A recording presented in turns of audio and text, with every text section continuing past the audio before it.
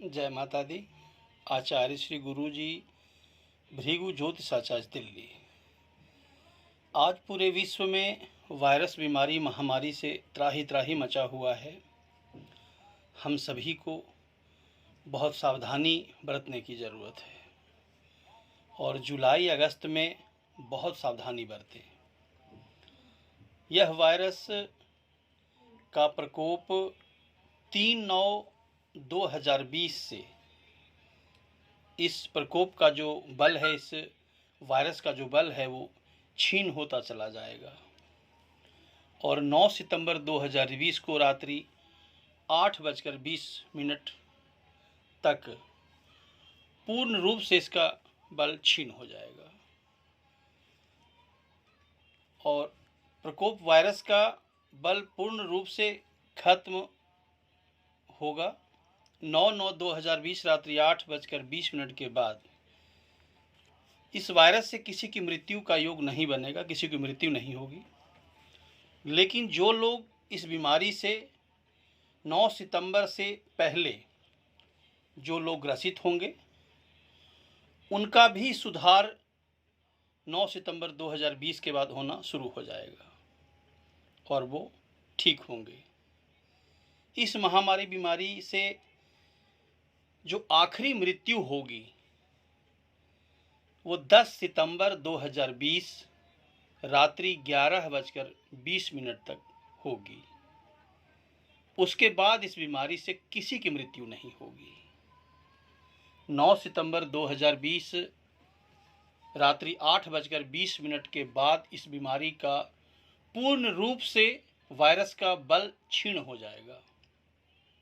लेकिन कुछ लोग 9 सितंबर से पहले जो इस बीमारी से ग्रसित होंगे, उनकी आखिरी मृत्यु 10 सितंबर 2020 रात्रि 11:20 तक होगी।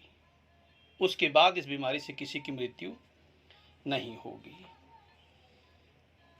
जो लोग इस बीमारी से ग्रसित हैं, उनका बहुत तेजी से सुधार होना शुरू हो जाएगा।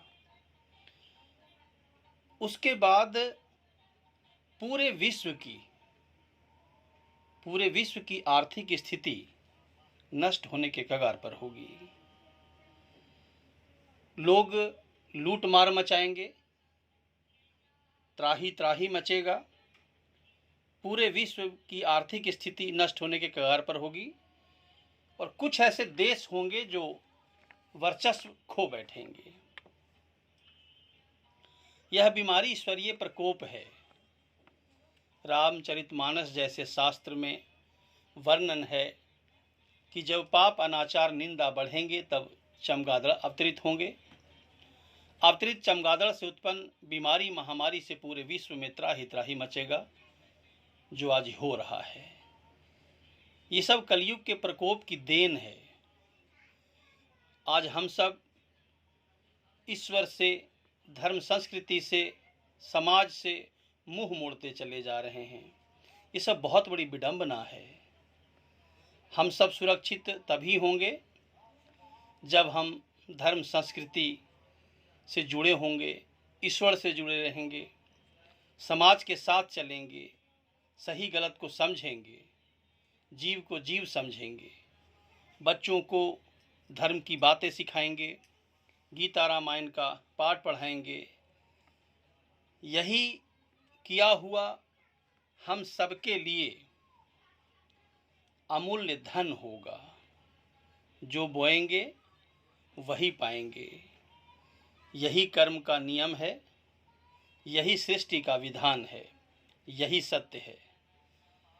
पाप पुण्य कर्म के विधान से ही मनुष्य का किया हुआ जो पाप और पुण्य कर्म है, उसी कर्म के विधान से मनुष्य का दूसरा जन्म निर्धारित होता है। होनी सत्य है, उसे टाला नहीं जा सकता। लेकिन पूजा पाठ, पुण्य कर्म, मंत्र जप एवं दान से प्रारब्ध के प्रभाव को कम किया जा सकता है। यही सत्य है। सत्य को समझें, अपने घर परिवार में बच्चों को संस्कार दें, धर्म की बातें सिखाएं, अपना ध्यान रखें, अपने परिवार का ध्यान रखें, सुरक्षित रहें। और जुलाई अगस्त में बहुत ज़्यादा सावधानी रखें, क्योंकि जुलाई अगस्त में बहुत बिगड़ेगी स्थिति, बहुत लोग ग्रसित होंगे इस बीमारी से। 9 सितंबर 2020 से पहले पूरे विश्व के 80% लोग इस बीमारी से ग्रसित होंगे। ये बीमारी सभी को छुएगा, जिनका शरीर ठीक होगा, खान पान अच्छा होगा, जो ध्यान रखते होंगे अपने शरीर का, उन्हें महसूस भी नहीं होगा इस बीमारी का। लेकिन जो लोग कमज़ोर होंगे, जिनका खान पान ठीक नहीं होगा, जिनके शरीर में कोई तकलीफ़ पहले से चल रही होगी, वो लोग महसूस करेंगे इस बीमारी को। लेकिन ये बीमारी सभी को छुएगा तथा 20% लोग, पूरे विश्व के 20% लोगों की मृत्यु होनी भी निश्चित है इस महामारी बीमारी से। तो ये जो लिखत है, ये कहीं न कहीं ईश्वरीय प्रकोप है। ये मनुष्य के किए हुए कर्म की सजा है। ये जो पाप, अनाचार, निंदा की देन है, इसका ध्यान रखें, पुण्य कर्म करें, ईश्वर के साथ जुड़ें, धर्म की बातें अपने घर परिवार में बच्चों को सिखाएं, संस्कार दें। यही सत्य है, सत्य ही ईश्वर है। आचार्य श्री गुरु जी, भृगु ज्योतिषाचार्य, दिल्ली।